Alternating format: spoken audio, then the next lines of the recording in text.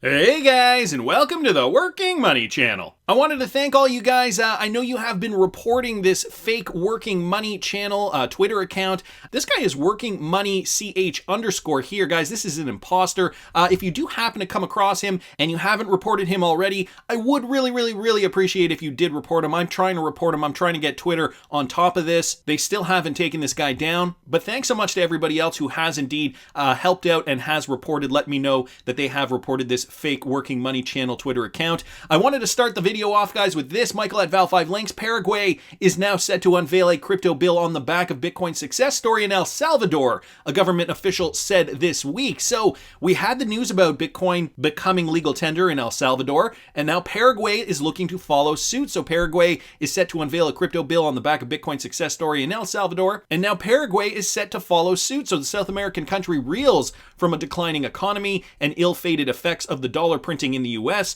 but officials are turning to Bitcoin to offset some of those side effects, becoming one of the first nations to legalize the decade-old cryptocurrency in the world, making Bitcoin move. So Carlitos Antonio Rajala Hellman, a deputy of the nation and member of Congress in Paraguay, wrote on Twitter, "This is Paraguay. In July, we legislate Bitcoin."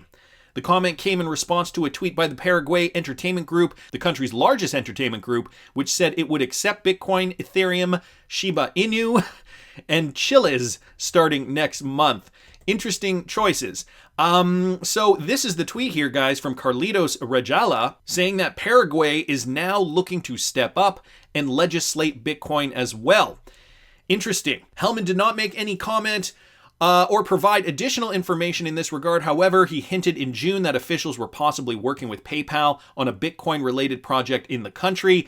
Here's a quote: "As I was saying a long time ago, our country needs to advance hand in hand with this new generation. The moment has come. Our moment. This week, we start an important project to innovate Paraguay in front of the world," he said at this time, adding the words Bitcoin and PayPal at the end of his tweet. So he did hashtag BTC, he did hashtag PayPal here. And so will Paraguay be the next to follow in El Salvador's footsteps? It's interesting because we had the IMF kind of refuting and somewhat dismissive of the fact that El Salvador wanted to accept Bitcoin as legal tender. And so is this going to be a tug of war? Is it going to be that, if more Latin American countries, for example, I mean, these are just Latin American countries, but I guess it could be any country. If more countries want to jump on board, is this going to twist the IMF's arm to kind of be like, okay, I guess now, it's not just one, it's 2 or 5 or 10 countries now want to use Bitcoin as legal tender. Do we have to play ball?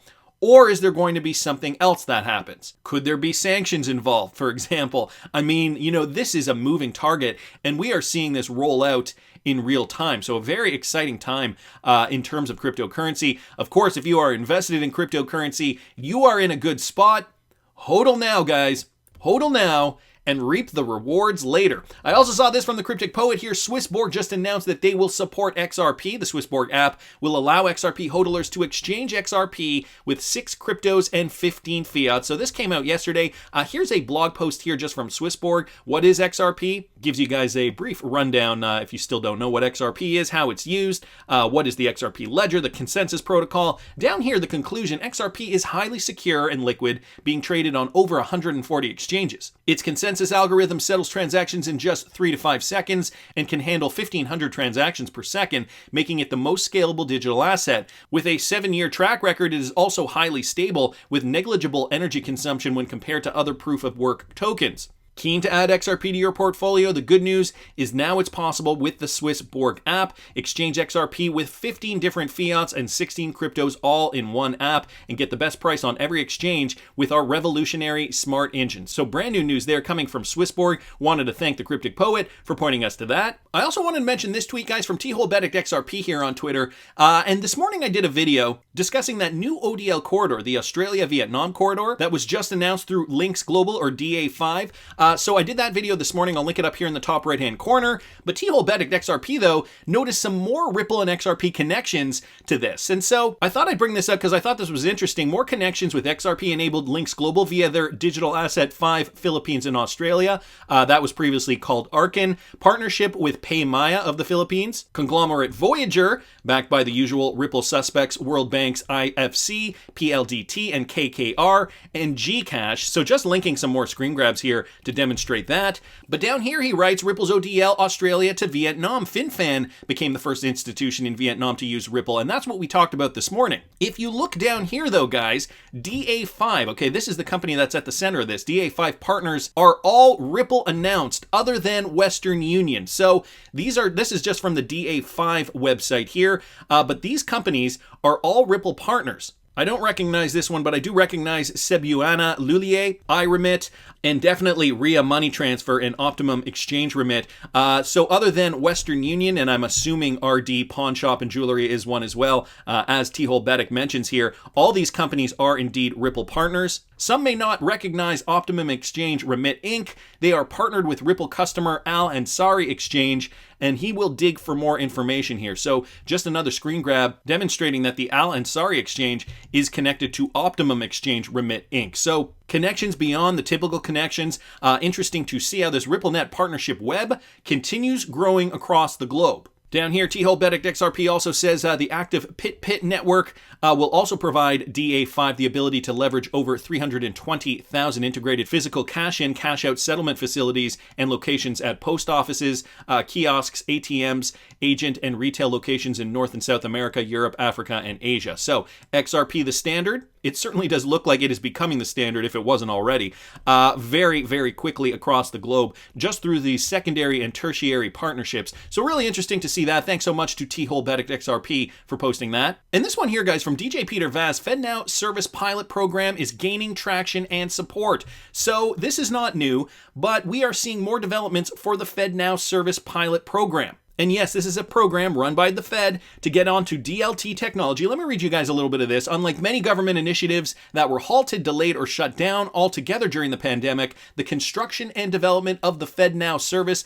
by the Federal Reserve System, or the Fed, has made significant progress in the past year. FedNow is a central bank's instant payment service aiming to provide a safe and efficient real-time payment service for financial institutions across the United States. Initially projected to launch in 2024, the Fed announced in January of 2021 that the service's core clearing and settlement functions would be available in 2023, so only 2 years away. And earlier this month, on June 1st, the Board of Governors of the Federal Reserve System took another step forward by inviting comment on a proposed rule to govern fund transfers over the FedNow service. The proposed rule would amend parts of the rules that would apply to the FedWire fund service already in use, adding a section and clarifying existing rules to address issues that arise for the new real-time payment service due to the lack of delay. So there's some more information down here if you guys want to read this. I will link this in the description for you.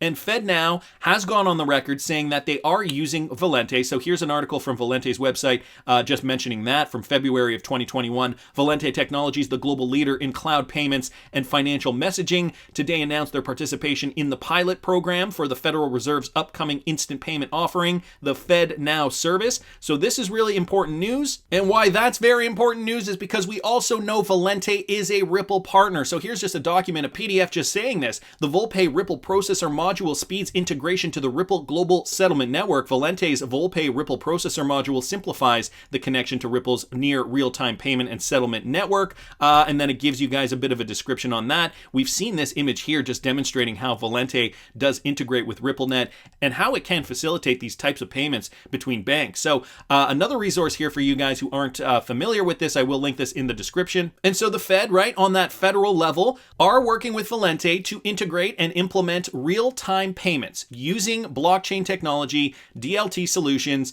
and inadvertently through companies like Ripple, Valente partner, will be able to do so eventually. Now, of course, their timeline a couple of years from now, but this is a step in the right direction. It is interesting to note that this is going on all while Ripple is in court right now with the SEC. And some people in the XRP community are thinking, this is just all a show. Why is this even happening? It's just theater. The SEC suing Ripple, plans within plans, some people saying, this was all bound to happen. We even had a clip of Tim Draper talking to Gary Gensler back in 2018 saying, this is how it's going to happen. Basically, there's going to be pushback from the old system. There's going to be lawsuits involved. They're going to get their friends in government involved. He was basically sounding like Bearable Guy at a point. I did a video on that. I'll link it up here in the top right-hand corner if you guys didn't catch that. All this to say, you know, the writing is on the wall. There is going to be a new financial system, and it's becoming more apparent every day that Ripple and XRP are likely going to be part of this new financial system. Now, I saw this from Andrew here on Twitter. Time to reset. This was an article from back in March, but I wanted to bring it to your attention because it brings up a screen grab here. I'm not going to read it right away. I want to talk about this article first. Time to reset. Again, back from March of 2021. Now, this talks about this whole idea of the Great Reset, and we know the World Economic Forum, this has been on their agenda for a while now. This article talks a little bit about historically why we are here. It talks about after the Long Depression, we had World War II, of course, and it became evident that the aftermath would require a new world economic order. It talks a little bit about Bretton Woods. For those of you guys who are not familiar with this, you can read this article. I will link it in the description of the video. Down here, we move through time, and it says the story of the second Bretton Woods and the global imbalances associated to it is instructive. The rapid Chinese economic growth coincided with its accelerated integration into the global economy. Now, this started in the 90s, moved into the 2000s, and we're seeing it currently. It's double-digit growth in trade with foreign countries compared to the overall growth in global trade generated increased and persistent trade balance and current account surpluses. Until 2005, by maintaining a fixed exchange rate with the dollar and controls of financial capital outflows, China had for many years avoided adjusting its trade imbalances, also by accumulating official foreign reserves, which in 2011 accounted for 25% of registered central banks' global foreign reserves. So China also becoming part of this story. Now, let me go down here because we have policymakers and certain heads of some central banks discussing what they think should be, either the solution or at least part of the solution. Let me read you guys this. After 1 month, one of the participants of the G7 meeting in July, the governor of the Bank of England, Mark Carney, speaking in front of an audience made up of bankers and economists at the Jackson Hole annual meeting in Wyoming, suggested that the world dependence on the US dollar is not sustainable anymore and invited the IMF to take the lead on designing a new international monetary and financial system based on multiple currencies. Carney pointed out that the current global growth is strongly affected by the impact of economic events and the U.S. monetary policies, leaving countries exposed to the volatility of the dollar. So he's saying, the USD, not the greatest solution for a global reserve currency. Mark Carney's conclusion, as that of other economists, is that the multipolar system could be based either on several international currencies or a single global currency, which could take the form of a global electronic currency. Now, I did a video just recently, guys, and I will link this whole video in the top right-hand corner of this video. Basically, Mark Carney, in an interview, slips up and names Rip before cutting himself off. You will find other resources in the description of that video. I just wanted to play you guys this clip from my video on June 3rd, 2021, with regards to Mark Carney and his history. Just wanted to play you guys this quick 12-second clip, though. Listen to this. Wholesale finance opportunities. And so you see a lot of activity around that based off of Ethereum or Ripple, other currencies like that. And they may well have a role. Did you hear him stumble? Well, maybe I should tell you guys who this is. For those of you guys who do not know, this is Mark Carney. Okay, Mark Carney. He's a Canadian economist and banker. He is the vice chairman and head of impact investing at Brookfield Assets Management as of October of 2020. And he served, this is the most important part, he served as the governor of the Bank of Canada from 2008 to 2013 and the governor of the Bank of England from 2013 to the year 2020. So he has served as the head of two central banks, namely that of England and that of Canada before that. And he's here on this panel discussing the use of cryptocurrencies. Just listen again. Wholesale finance opportunities. And so you see a lot of activity around that based off of Ethereum or Ripple, other currencies like that. And they may well have a role. I mean, he almost stumbles when he says Ripple. I almost feel like he knows what's going to happen, yet he doesn't really want to let the cat out of the bag. XR Planet down here saying he says like Ethereum and Rip, then changes his tone. The fact is that he doesn't say XRP, but he says Ripple. That's when my alarm goes off. Allison Frost down here, other currencies like that. So people also noticing this, you notice how quickly he swerved, says a peaceful economist, purposely avoiding Ripple. The silence is intentional. Let's not forget, guys, the Bank of England. This is directly from the Bank of England's website here. Ripple proof of concept. They did this back in 2017. We carried out a proof of concept with Ripple to explore the synchronized movement of two different currencies across two real-time gross settlement systems linked using Ripple Connect and the Interledger protocol. We wanted to demonstrate how this kind of synchronization might lower settlement risk and improve the speed of efficiency of cross-border payments. Okay, again, back from July of 2017, but directly from the Bank of England's website. And within the last couple of years, Brad Garlinghouse did go on a panel, and he did say that the Bank of England is now a paying Ripple partner. So it sounds as though this proof of concept went very well, and now they are actually paying to utilize the service. Also, the Bank of Canada, with the Monetary Authority of Singapore, are doing their Project Jasper, Project Ubin study, and Mark Carney also served on the Bank of Canada, albeit it was before, it was in 2008, 2013. But you know, these guys still have connections, especially if he was serving as the head of the Bank of England for all those years later. Canada and England have very good relations, so I wouldn't be surprised if he had an influence on some decisions over there. Okay, and so I'm going to leave that clip there, giving you guys some more context on Mark Carney.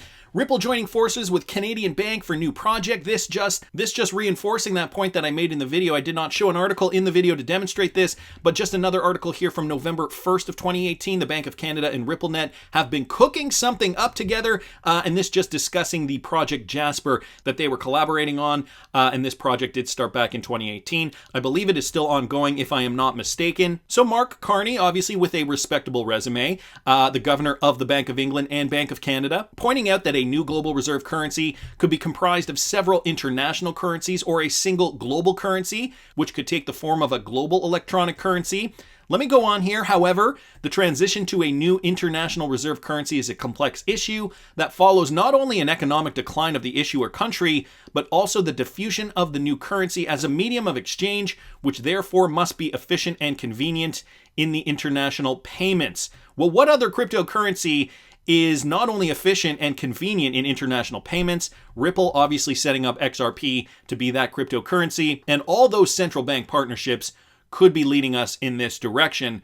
Technology can help on this by, using Mark Carney's definition, creating a hegemonic synthetic currency through a network of central banks' digital currencies, but behind this digital scheme, one needs a credible group of states. So, more evidence suggesting that a new global reserve currency, as per Mark Carney, the guy who seemingly mentions Ripple by mistake in this clip here, is suggesting that this currency has to be efficient and convenient in international payments. It could also be a hegemonic synthetic currency through a network of central banks' digital currencies. A master currency, if you will, a currency that is able to source liquidity for any other currency that exists. And the XRPL doesn't just stop at currencies. We can actually transfer anything of value, whether it's fiat to crypto or crypto to stocks, or stocks to commodities, or commodities to real estate.